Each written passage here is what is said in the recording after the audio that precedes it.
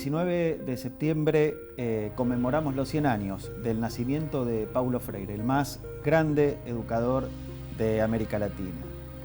¿Qué celebramos en este natalicio? Uno podría arriesgar, un legado plural que se condensa en torno a la figura del más grande de los pedagogos brasileños, pero que al mismo tiempo lo excede, lo desborda. Y para celebrar a esta figura, nos propusimos invitar a un diálogo a 3 colegas. Ellos son Walter Kogan, filósofo de la educación, Adriana Puigros, una de nuestras grandes pedagogas, y Fátima Freire, que es una educadora popular y hija de Paulo. Queremos entonces escuchar a estos colegas, estos compañeros, compañeras, y a partir de ahí ir conversando con Tristán en torno a esas intervenciones. Paulo Freire es un mundo de muchas cosas. Es una pregunta, un mundo de preguntas. Y la pregunta nos lleva a la infancia. Paulo Freire es un niño de 100 años. No estoy inventando nada nuevo. Cuando tenía 68 años, entre tantos premios que recibió, uno de ellos, en una biblioteca comunal en Ponzaco, Pisa, en la región de Toscana, Italia, fue el de Bambino Permanente, niño permanente. Paulo Freire tenía 68 años. Hacía mucho que no tenía edad de niño, pero vivía y vive en el tiempo de la infancia. La infancia no es una edad, es un tiempo presente. Por eso Paulo Freire cumple 100 años y por eso es un niño, no por su edad, sino por el tiempo que mantuvo siempre dentro de sí y que pensaba que era una condición cuidar para los educadores y educadoras de todas las edades. Es cierto, Freire no se ocupó de la educación de niños y niñas. Sobre todo, se ocupó más de la educación de jóvenes y adultos. Pero justamente, aunque parezca una paradoja, eso es por su extraordinario compromiso con la infancia. Porque, repito, para Paulo Freire la infancia no era una edad, era un tiempo que había que mantener vivo dentro de nosotros para educar a las personas de todas las edades. Porque la infancia es un tiempo de preguntas, de curiosidad, de inquietud, y todo en educación nace con una pregunta. Porque de una pregunta nace un pensamiento, y de un pensamiento nace un camino que quién sabe a dónde nos va a conducir. Tal vez a entender mejor este mundo, o a pensar en otros mundos, o a soñar con otros mundos. Por eso Paulo Freire es una pregunta, y es un niño. Y es también un niño amoroso y revolucionario, porque para Paulo Freire la educación precisaba tanto de la infancia cuanto del amor y la revolución. El amor para Paulo Freire no es apenas un sentimiento entre personas, es también una forma de habitar la educación, de relacionarlos con otros y otras, de ocupar una posición al educar. Y por eso para Paulo Freire el amor es algo así como una confianza, una fe en que siempre puede nacer un mundo nuevo. Así termina la pedagogía del oprimido. Si nada quedaran de estas páginas, por lo menos la confianza en que los seres humanos construiremos un mundo en el que sea menos difícil amar. Y por eso Paulo Freire hoy, en un momento en el que el mundo, y particularmente Brasil, está atravesando un momento tan difícil, Paulo Freire es también un esperanzar. Sí, digo esperanzar, un verbo, un infinitivo. Porque Paulo Freire, como un niño inventivo y conectivo, hacía de los sustantivos verbos, inventaba palabras, abría caminos. Y por eso Paulo Freire es también un niño revolucionario, porque pensaba que las verdaderas revoluciones son amorosas e infantiles. Infantiles por curiosas, por inquietas, porque nunca se cansan de preguntar y de crear. Porque una revolución de verdad es una revolución que no sabe qué es ser revolución si no se la piensa en cada momento y se pregunta en cada paso cómo ser la revolución que es y que quiere ser. Paulo Freire es un mundo de preguntas, una pedagogía de la pregunta, una pedagogía infantil de la pregunta, una pedagogía en el que el camino se hace caminando, en el que cada educador y educadora precisan encontrar su propio camino, porque Paulo Freire, como un niño, está siempre comenzando. Por eso pregunta, porque las preguntas son comienzos para pensar. Y Paulo Freire adora comenzar y adora inspirar comienzos, adora inspirar sueños, adora inspirar utopías y esperanzas. Paulo Freire es un esperanzar. El mundo siempre puede ser de otra manera. Basta que nos encontremos como un niño o una niña, amorosa y revolucionariamente, y nos dejemos encontrar por una pregunta. Bueno, acabamos de escuchar a Walter Kogan. Walter propone, Tristán, una idea interesante, pensar la figura de Freire en torno a la infancia. Él decía recién, bueno, Freire es un niño de 100 años. Y en torno a esa idea, bueno, preguntarte a vos, que tuviste, entre otras responsabilidades, las de pensar un canal como Canal Encuentro, un canal educativo para niños, jóvenes y adultos, pero en donde la infancia tiene un lugar central. ¿Qué inspiraba Paulo Freire en ese momento? ¿Qué lugar tenía para vos Paulo Freire en la concepción de Canal Encuentro? Nosotros fuimos convocados por el presidente Néstor Kirchner, por el ministro de Educación de aquel entonces, Daniel Filmus, para crear el primer canal de televisión educativo de la Argentina. Fue un trabajo muy hermoso, de mucha investigación.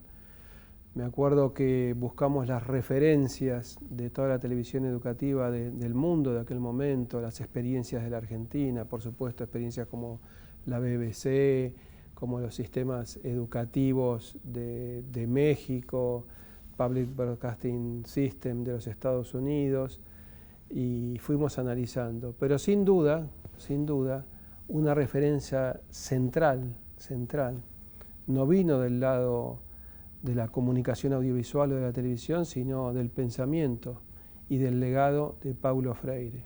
Para nosotros era una figura inspiradora.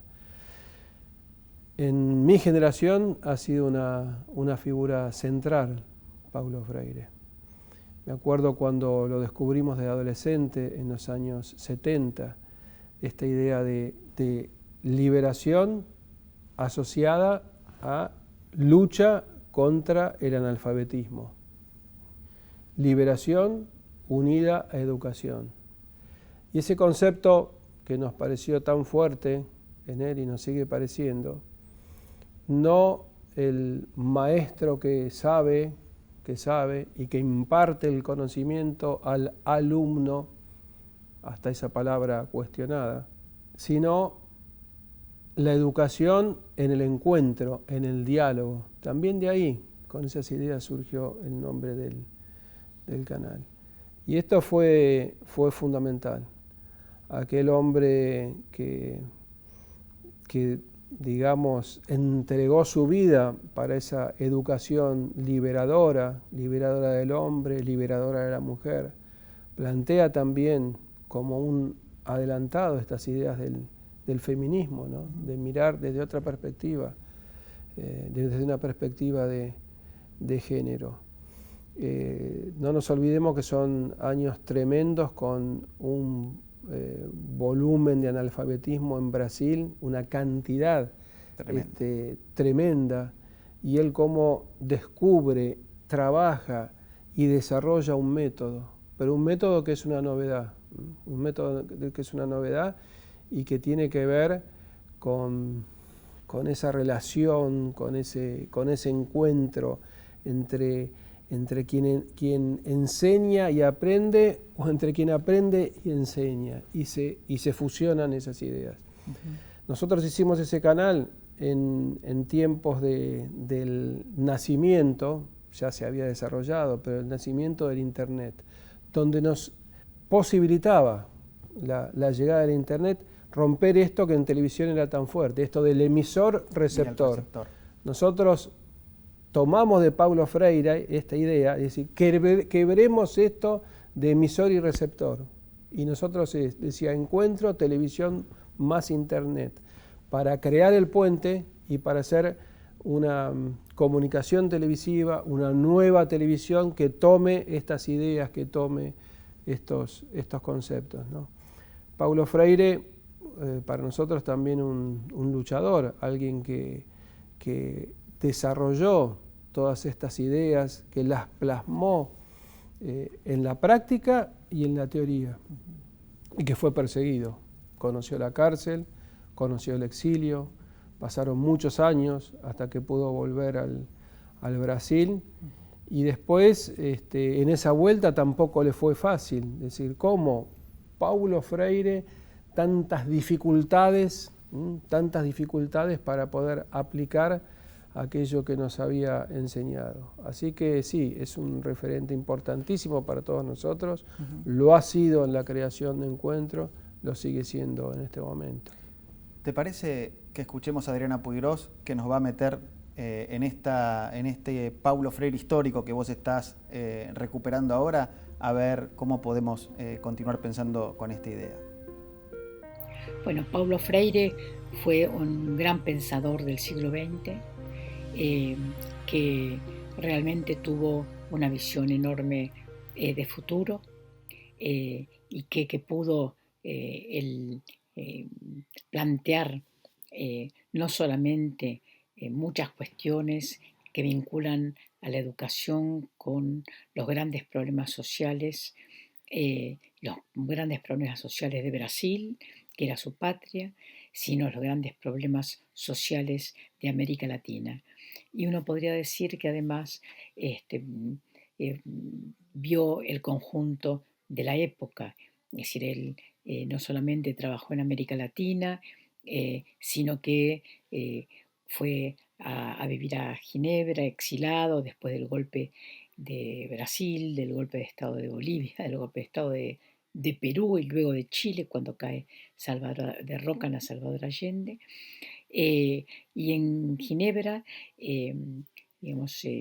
muy avalado, muy apoyado por el Consejo Mundial de Iglesias, él desarrolla una labor que se extiende hasta África, por eso trabaja en Guinea-Bissau, en Tanzania, y su obra es difundida en el mundo. De hecho, sus primeros libros son publicados al mismo tiempo en Montevideo y en Nueva York, por ejemplo, porque su pensamiento es un pensamiento que, como decía, en realidad profundiza más allá de los problemas inmediatos de organización político-educativa de la educación brasilera o de los sistemas educativos de América Latina, para llegar a hacer una crítica muy profunda de la educación moderna.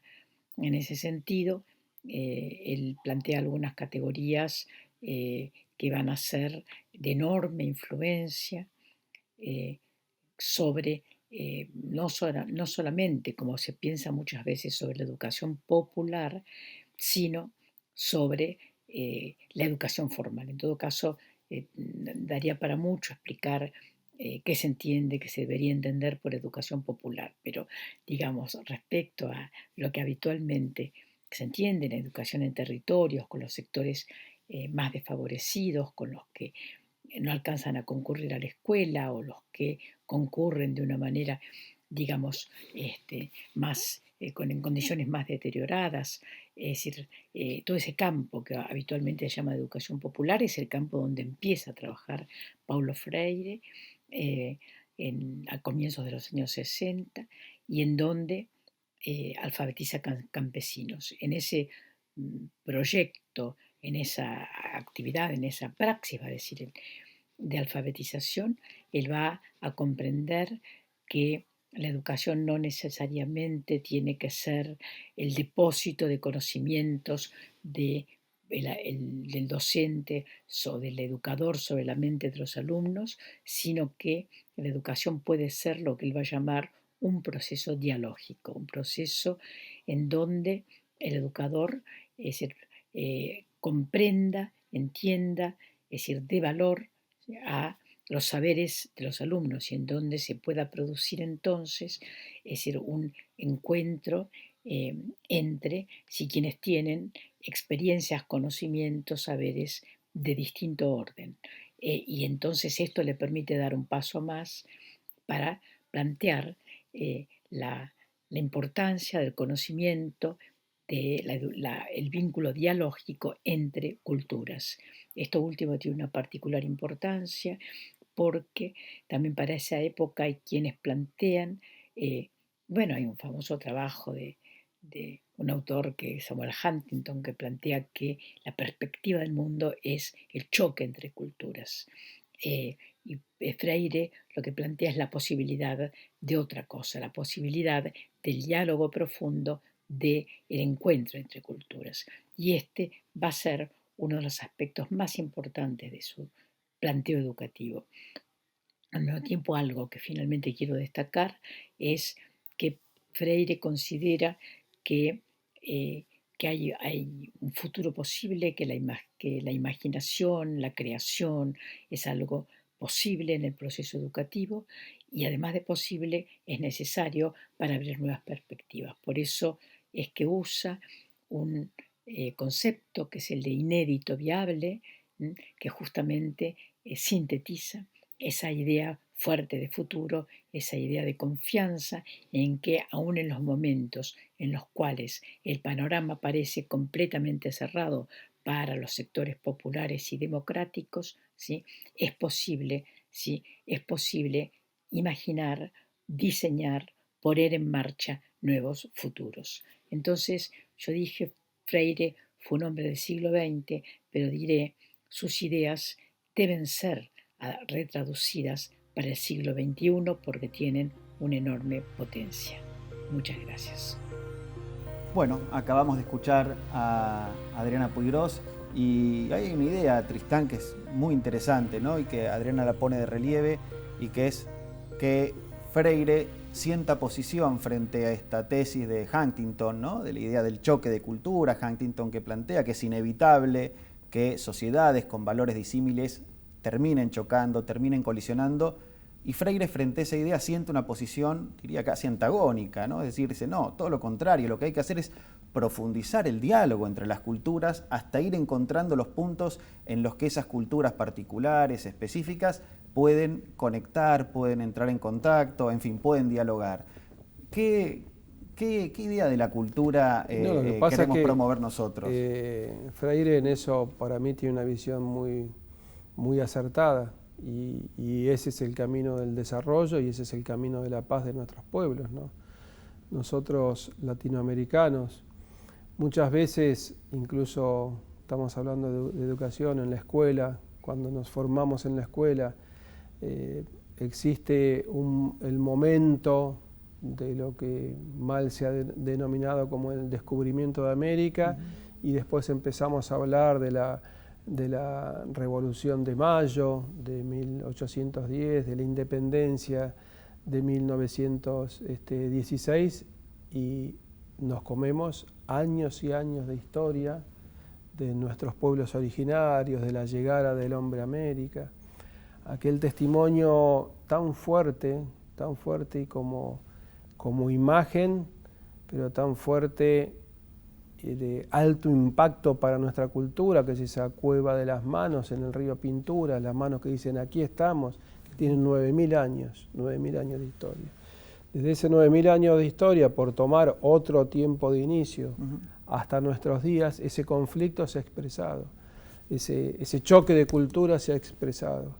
Y sin duda el camino es el que nos plantea Paulo Freire, ¿no es cierto? No del opresor y el oprimido, sino el camino del diálogo, el camino del encuentro, el camino de lo que es una bandera hoy para nuestro ministerio, que es la diversidad cultural.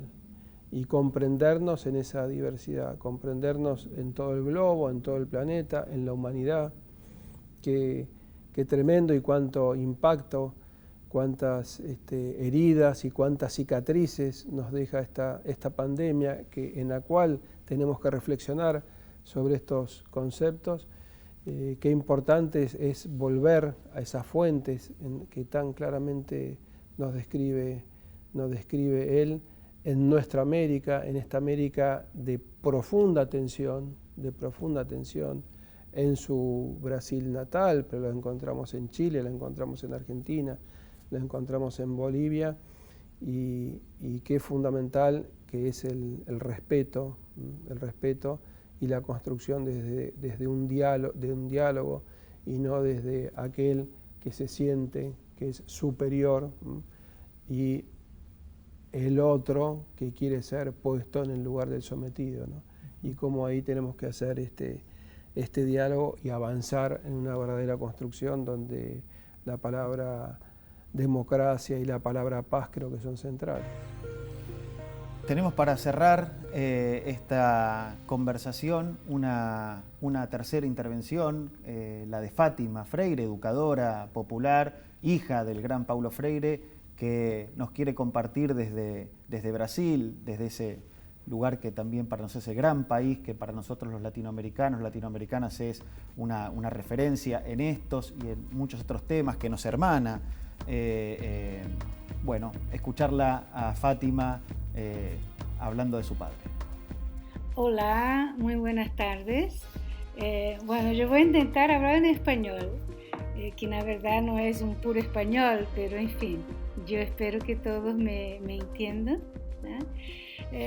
La primera cosa que me gustaría explicar o decir es que a veces para mí no es fácil hablar de mi padre, porque a veces yo nunca sé de qué lugar estoy a hablar, ¿no? Si yo estoy a hablar del lugar de hija de él o si estoy a hablar del lugar de educadora, ¿no? Bueno, seguramente estos dos lugares se van a mezclar porque es difícil, ¿no? Uno es un todo, yo no consigo dividirme. Entonces, es entretenido porque si yo me pregunto la importancia de mi padre, sobre todo en los días de hoy, en el proceso de educación, en la educación, el aporte que le ha traído es de una tamaña enormidad, no sé si dice eso en español, pero y es increíble porque no se resume únicamente a Brasil, ¿no?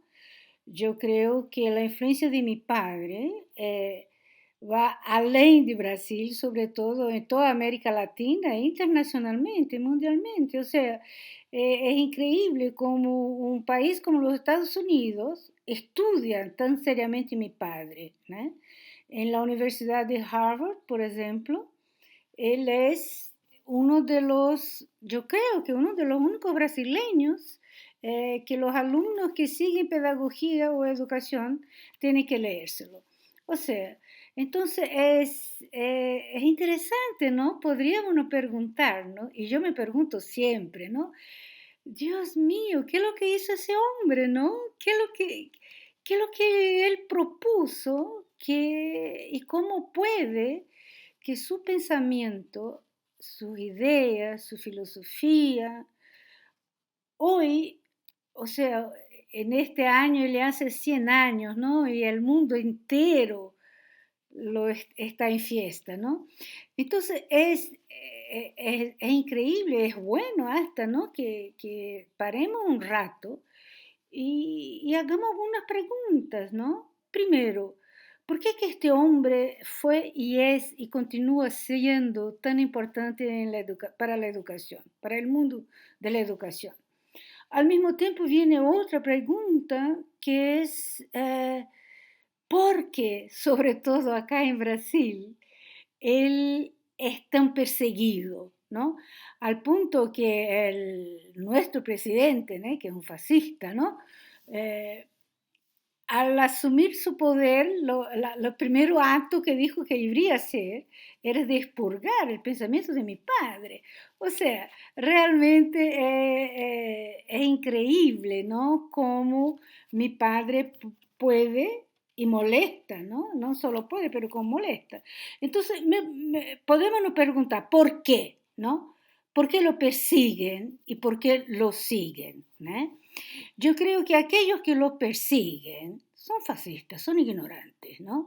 Y son personas que realmente son autoritarias y son personas que no tienen ningún interés político que aquellos que sufren y que no tienen condiciones en la vida puedan tener, ¿no?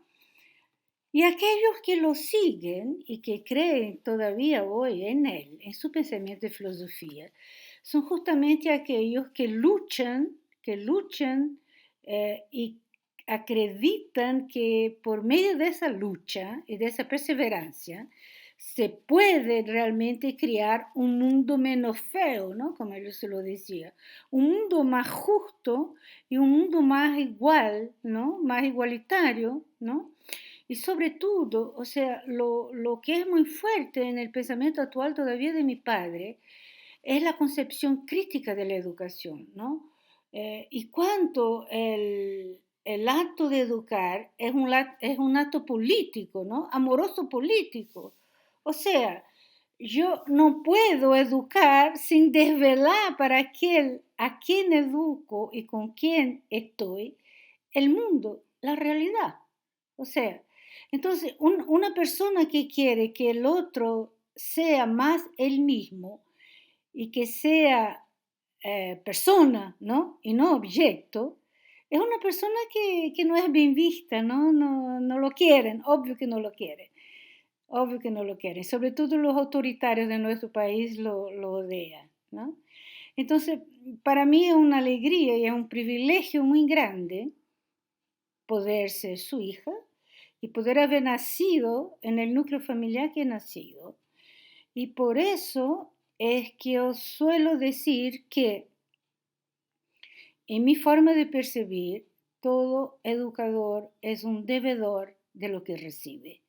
O sea, devedor en el sentido de se responsabilizar para pasar adelante todo el conocimiento que ha recibido, ¿no? Entonces, en mi caso, mi deuda es muy grande. Mi deuda es muy grande, pero yo sigo feliz pagándola, ¿no? Y es eso. Y para terminar, me gustaría mucho agradecer la invitación, ¿no?, del Centro de Cultura Kitchener. Y qué bueno que ustedes estén también a festejar los 6 años de mi padre. Un abrazo grande. Bueno, acabamos de escuchar a Fátima y qué interesante, ¿no? Esta idea que nos trae en ese portuñol también hablado, de la figura de un Paulo Freire que es el dueño, la referencia de un legado que es tan seguido y como combatido, ¿no? ¿Qué pasa con estas figuras, estos grandes intelectuales, ¿no?, que generan esta tensión a veces, insisto, ¿no?, entre gente que lo sigue, que piensa, que recupera su legado, que lo pone en valor, y gente que lo discute? ¿Qué podemos pensar en torno a esta cuestión? Cuando nosotros reflexionamos sobre la historia de nuestra América, encontramos varias figuras que tienen una centralidad, figuras que hicieron o por su accionar o por su pensamiento fueron generando como mojones. Pienso, por ejemplo, en José Martí, pienso en Manuel Belgrano, en Simón Bolívar, en el general Perón, en la figura de Evita. Y siempre aparece esa tensión, ¿no es cierto? Esa tensión de los que percibimos, ¿no?, que en esas ideas está la lucha y está encarnado el avance de los pueblos hacia un mundo mejor, y están las otras miradas que son críticas y que muchas veces denostan a estos personajes. Yo creo que cuanto más tiempo pase, más vamos a valorar y más va a crecer la figura de Paulo Freire en nuestra América. Y se va a ir transformando en un referente ineludible de la construcción de una sociedad más justa, donde la palabra educación se torna imprescindible. La pandemia que hemos vivido ha sido atroz. Muchos niños, muchas niñas han perdido la escolaridad. No quiero decir una cifra porque todavía no la tenemos con precisión, pero es una cifra que es absolutamente alarmante. Nosotros no podemos imaginar una construcción post-pandemia sin tener este dato de la realidad. Tantos niños, tantas niñas han perdido la escolaridad. Y esa escolaridad, yo creo que es una de las tareas prioritarias en esta etapa de reconstrucción, en esta etapa que vamos a vivir con optimismo, con esperanza. Pero si nosotros no ponemos particular empeño en la recuperación de esos niños hacia esa escolaridad, hacia una escolaridad que sea para la liberación del ser humano, como nos enseña Paulo Freire, yo creo que vamos a estar absolutamente equivocados. Por suerte, pertenezco a un gobierno que la cultura y como también la educación es un hecho cultural, con muchísima centralidad, tenemos que trabajar en esto. Y la figura de Paulo Freire, inspiradora en ese camino de recuperación, de una educación que no es abstracta, que no es inocua, que habla del encuentro, que habla de la liberación de los hombres y las mujeres, que habla de que no hay alguien superior, que es el que tiene el conocimiento y el que no lo tiene, que tiene que tomar y beber de esa única manera, sino que se trata de una cosa mucho más equitativa, de una comunicación que fluye, que es horizontal, y ahí tenemos que construir. En ese sentido, para mí lo fue cuando lo leí por primera vez. Yo era un adolescente, no lo conocía, y de repente fueron como esas señales cuando uno descubre una verdad, ¿no? Descubre una verdad. Y lo admirable de Freire es esto de la práctica y la teoría, y en ese trabajo que es de ida y vuelta y que es permanente, ir construyendo métodos, sistemas que realmente le aportaron muchísimo,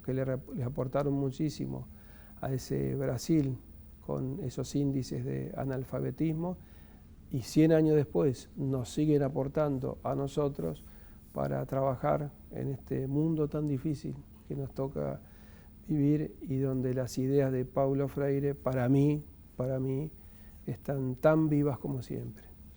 Paulo Freire acuñó una categoría, la de inédito viable, ¿no? Y qué mejor para pensar este escenario de pospandemia, este escenario de reconstrucción de la Argentina y también de América Latina, ¿no? Porque estamos en eso hermanados con el resto de los pueblos de América Latina, de salir adelante con educación, con trabajo y con cultura construyendo, digamos, en esa dirección. Muchísimas gracias, ministro, por estas palabras. Gracias a vos, Nicolás, y nuestro homenaje desde el Ministerio de Cultura de la Nación permanente a Paulo Freire, y un referente fundamental para nosotros. Celebramos la figura de Paulo Freire, los 100 años de su natalicio, pensando aquí ahora con el ministro Tristán Bauer, con Adriana Puigros, con Fátima Freire, con Walter Kogan, y bueno, comprometidos. Es un pensamiento que no está descarnado de los compromisos que tenemos que asumir y de traducirlo en políticas públicas para, como dijo Tristán, construir un país más justo, más igualitario. Muchísimas gracias. Gracias.